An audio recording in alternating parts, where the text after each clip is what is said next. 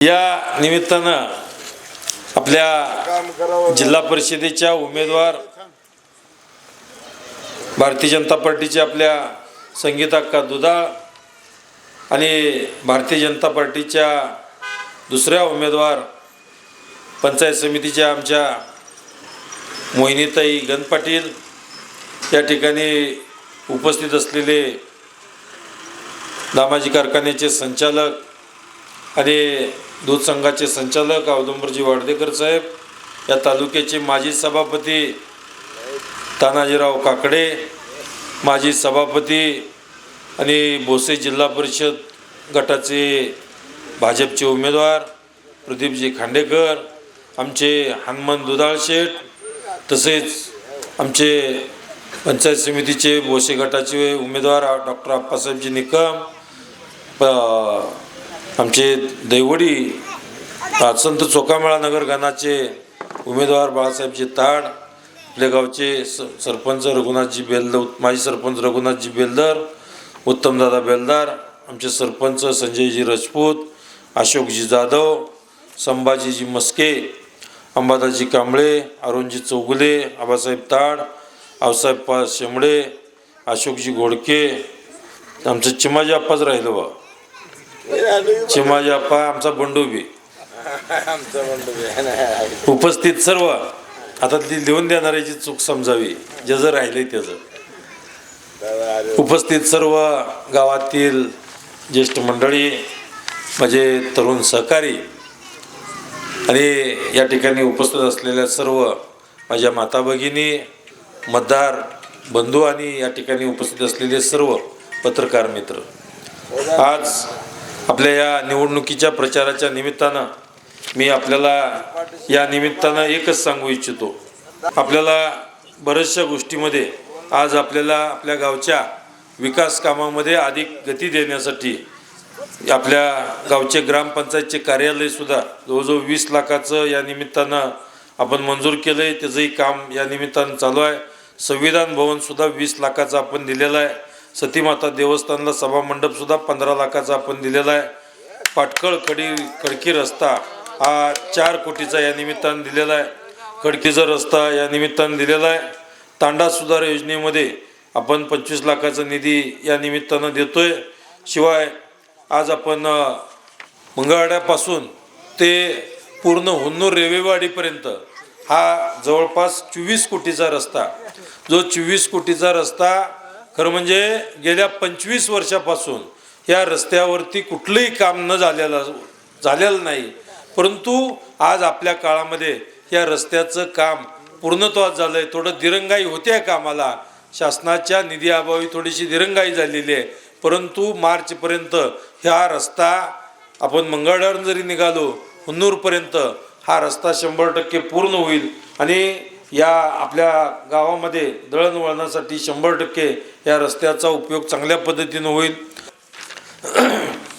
या निमित्तानं बऱ्याचशा गोष्टीमध्ये आपल्याला दूध दराच्या बाबतीत सुद्धा या निमित्तानं बरंचसं या सरकारने लक्ष देऊन जवळजवळ चांगल्या पद्धतीचा स्थिर दूध दर 37-38 रुपये हे सुद्धा देण्याचं आपण या निमित्तानं केलेलं आहे. आज सगळ्यात महत्त्वाचा म्हणजे आपल्या पाण्याचा हा जिवंत आणि ज्वलंत प्रश्न आहे. हा पाण्याचा प्रश्नसुद्धा आपण या निमित्तानं बघतोय की निवडणुका येतात, निवडणुका जातात, आपण कायम मतं देत आलो. बरेचसे आमदार केले, खासदार केले, मंत्री केले, सगळे या निमित्तानं आपण केलं आहे. परंतु प्रत्येकानं यायचं आणि हा पाण्याचा प्रश्न आपण सोडवतो, पाण्याचा प्रश्न सोडवतो म्हणायचं, मतं घ्यायची आणि त्यांची मताची पोळी ज्या वेळेला राजकारणाची पोळी भाजली त्यावेळेला आपल्या हातात त्या कायमच आत्तापर्यंत निराशाच या निमित्तानं मिळालेली आहे. आज आपण बघतोय अनेक योजना, अनेक वेळेला या योजना आपल्या समोर ठेवल्या गेल्या. योजना पहिली म्हणजे आपल्याला जी पाण्याची योजना आहे आपल्याला सगळ्याला ज्ञात आहे. तेल दोंडा, 40 दोंडा, दोड्डा नाला, गद्द्या गाढव, ही योजना ऐकली आहे का नाही दादा? आता तुम्हीच ज्येष्ठ आहे, जरा तुम्हीच जरा सांगा. सांगू आता आणायचं आहे का नाही? मग आणायचं आहे का नाही? बरं का, ही तेल दोंडा 40 दोंडा झाला. आज तेल दोंडा 40 दोंडा झाला. ती गोट सगळं गुळगुळीत झालं, गोट फुटलं, तरी पण काय पाणी यायचं काय नाव झालं नाही. पण त्याच्यानंतर परत योजना आली, त्या निमित्तानं ती योजना रिवाईज झाली. परत राज्यपालाचा फोटो आला आणि टोकन आलं. टोकन आलं म्हणून निवडणूक समोर होती.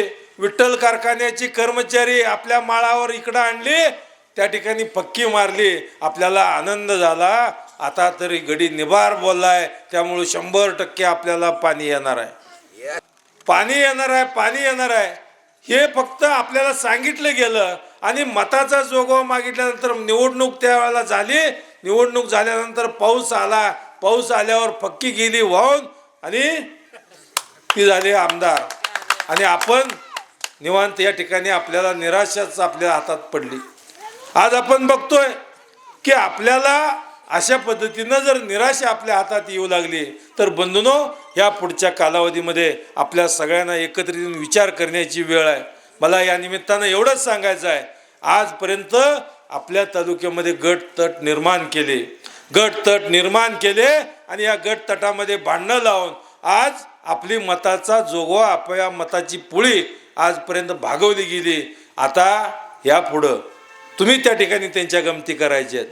आतापर्यंत ते आपल्याला खोटं बोललेले आहेत. आता आपण एकमेकाच्या सगळं म्हणजे तुम्ही गट तट थोडंसं विसरा. गावामध्ये विकास कामं कोण करणार आहे मला आज या निमित्तानं सांगा. माझ्या 4 वर्षाच्या या कालावधीमध्ये मी गावाला जेवढा निधी दिलाय, मी विकास कामांना गती दिलेली आहे, तेवढा निधी आतापर्यंत कधी मिळालाय का आपल्या गावात? एवढा विकास निधी जर आपण देत असेल, मग राजकारण करायचं कशासाठी? राजकारण तुमच्या ईर्षेसाठी करायचं? तुम्हाला चांगलं वाटतंय का वाईट वाटतंय ह्यासाठी करायचं का? एकमेकाची ईर्ष्या करायसाठी करायचं का एकमेकाची डोकी फोडायला करायचं? ह्याही गोष्टीचा आपण अभ्यास केला पाहिजे. आपल्याला राजकारण करायचं आहे, आपल्या गावातल्या लोकांचं अर्थकारण भक्कम झालं पाहिजे. आपल्या गावातल्या लोकांना भौतिकदृष्ट्या सर्व सेवा सुविधा मिळाल्या पाहिजेत. याकरता आपल्याला राजकारण करायचं आहे बंधूंनो.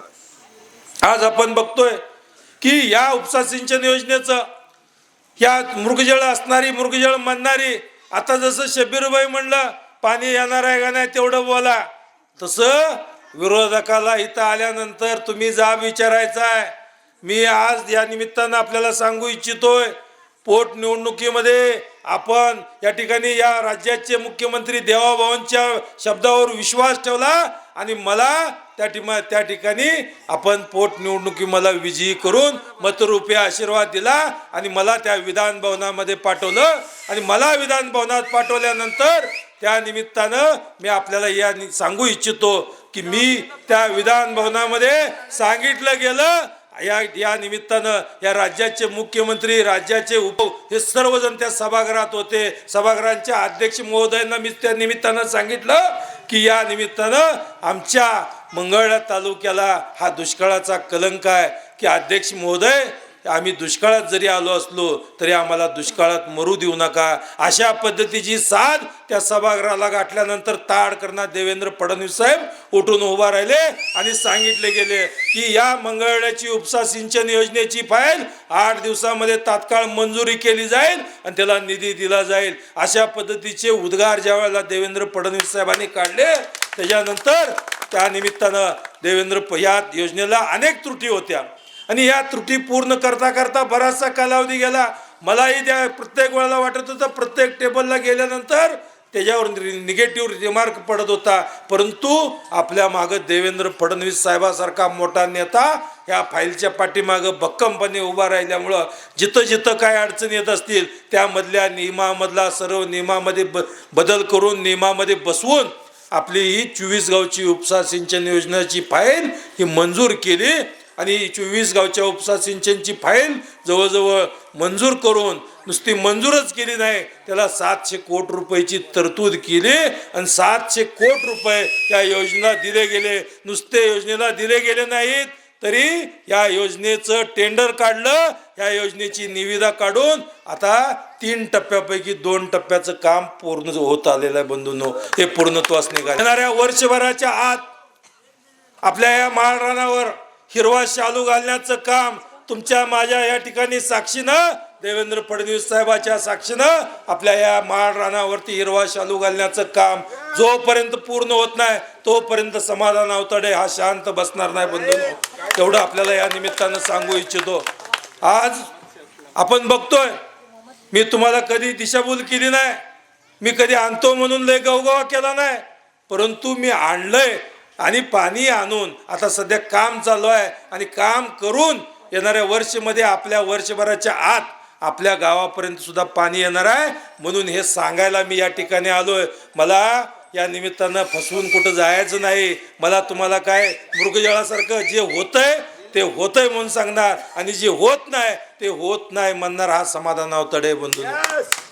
त्यामुळं आपल्या सगळ्यांना विनंती आहे, विरोधक किती येणार आहेत, आमच्यावरती टीका करणार आहेत, सगळ्यांच्यावरती टीका करणार आहेत, परंतु विरोधकाला तुम्ही खणकावून विचारायचं आहे, त्यांना जाब विचारायचा आहे की तुम्ही आमची आतापर्यंत गंमत केली, तुम्ही टीका टिप्पणीवर मतं मिळवू नका, आमच्यात मतभेद पाडून मतं मिळवू नका, आमच्यात त्या ठिकाणी डोक्यामध्ये वेगळा नरेटिव्ह फसवून मतं मिळवू नका.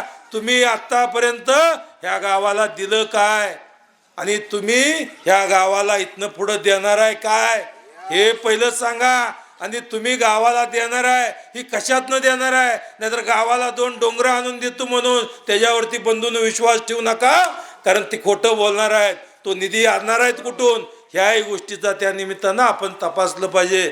आज विरोधकाचा आपण बघतोय की विरोधकाला टीका टिप्पणी करायच्या शिवाय दुसराही या निमित्तानं पर्याय नाही. आता आमच्या संगीता अक्का आणि या ठिकाणी आमच्या मोहिनीताई ह्या दोन्ही उमेदवार ह्या चांगल्या कामसू मितभाषी या सगळ्या उमेदवार आहेत आणि या दोन्ही चांगले उमेदवार आहेत आणि या चांगल्या उमेदवाराच्या पाठीमागं आपण सगळ्यांनी भक्कमपणे राहिलं पाहिजे.